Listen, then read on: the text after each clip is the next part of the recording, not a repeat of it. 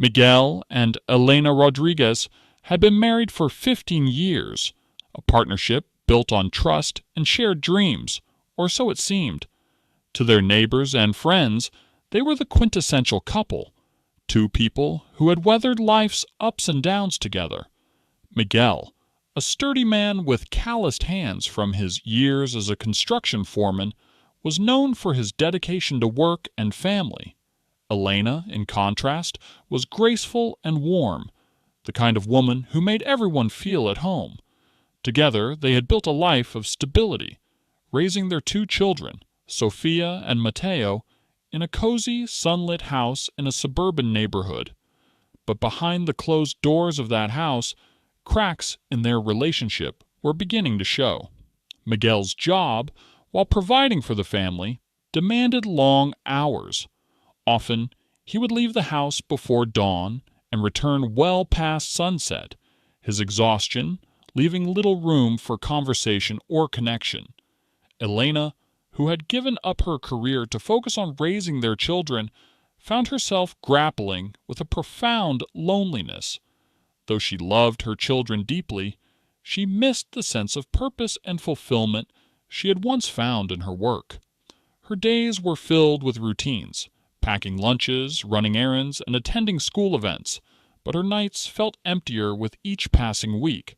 She often wondered if Miguel even noticed her anymore. It was during a family gathering at her cousin Victoria's house that Elena met David Cortez. David was everything Miguel was not. He was vibrant, talkative, and attentive. He had a way of making people feel as though they were the only ones in the room. As Victoria's husband, David was a frequent presence at family events, but Elena had always kept her distance, aware of his reputation as a flirt. On this particular evening, however, something shifted.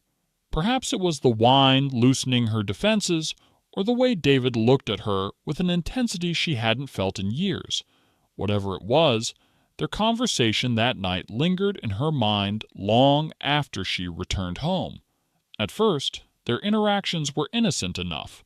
A compliment here, a lingering glance there. Elena told herself it was harmless. After all, David was family, technically. But over the next few months, their casual exchanges evolved. David began texting her, ostensibly to share a funny story or comment on something trivial. Elena knew she should put a stop to it, but she didn't. Instead, she found herself looking forward to his messages, her heart racing every time her phone buzzed. For the first time in years, she felt seen, desired, alive. One day, while running errands, Elena bumped into David at a cafe. Whether it was truly a coincidence or something orchestrated, she never knew, but the encounter felt serendipitous. They sat together, sipping coffee and talking for hours. David was an excellent listener, and Elena found herself opening up about things she had never shared with anyone, not even Miguel. She spoke about her loneliness, her frustrations, and her longing for something more. David, in turn, shared his own grievances about his marriage to Victoria, painting himself as misunderstood and unfulfilled. It was a dangerous dance, and both of them knew it. Yet neither could seem to step away.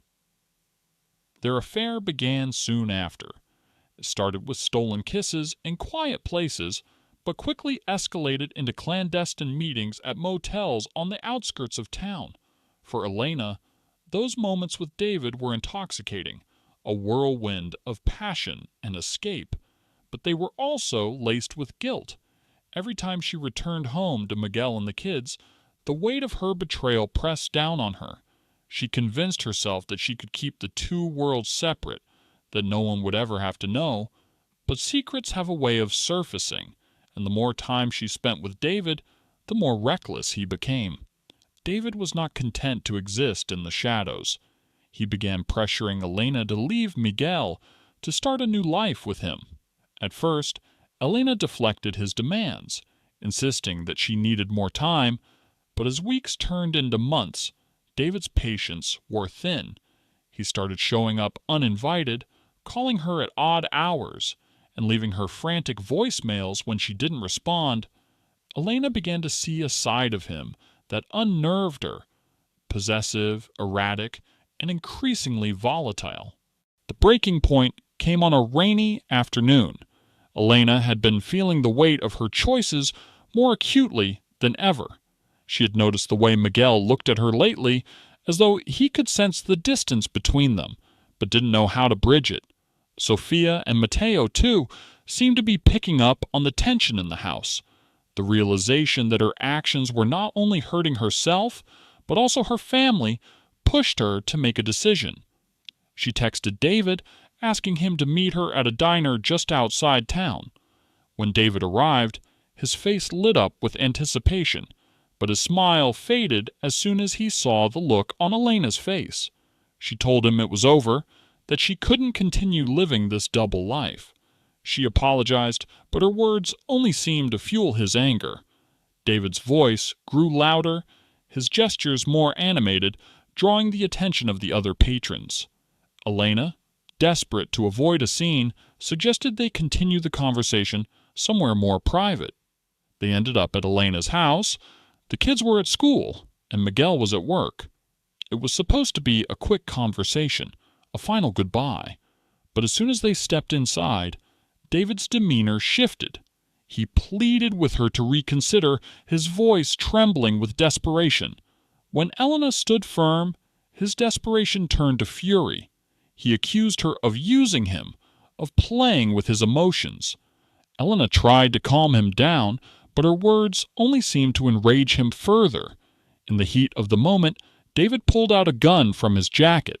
Elena froze, her mind racing. She tried to reason with him, but his anger had reached a boiling point. What happened next was a blur.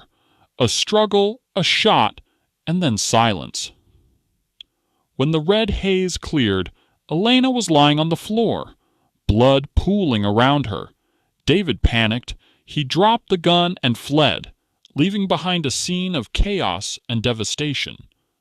When Miguel returned home that evening, he found his wife in a pool of blood. The sight of her lifeless body brought him to his knees. He called the police, his voice shaking as he tried to explain what had happened. The investigation that followed unraveled the secrets Elena had tried so hard to keep hidden. Detectives traced David's connection to her through text messages and phone records. He was arrested days later, his carefully constructed facade crumbling under the weight of the evidence. The trial was a media sensation, exposing the tangled web of lies and betrayal that had led to the tragedy. David was convicted of murder and sentenced to life in prison, but the scars he left behind would never fully heal. Miguel, heartbroken and betrayed, struggled to pick up the pieces of his shattered life. Victoria, blindsided by her husband's betrayal, moved away with her children, unable to face the whispers and judgment of their community. As for Sofia and Mateo, they were left to grow up without their mother, their innocence stolen by a tragedy they could barely comprehend. In the end, the story of Miguel and Elena Rodriguez served as a cautionary tale, a reminder of how easily love can turn to betrayal and how betrayal can spiral into tragedy. The consequences of their choices rippled outwards, leaving no one untouched by the devastation.